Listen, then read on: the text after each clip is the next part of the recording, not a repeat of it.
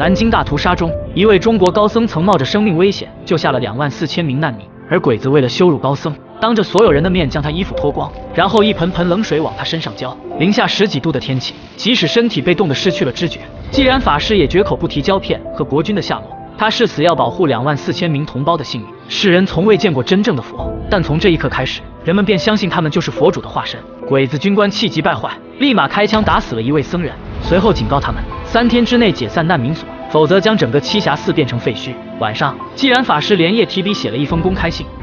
1月6日，日本士兵抢走粮食300多斤，强奸妇女6人。1月11日，日本士兵枪杀3人，其中僧侣1人。1月16日至1月30日，日本士兵几乎每天都到庙里来抢劫。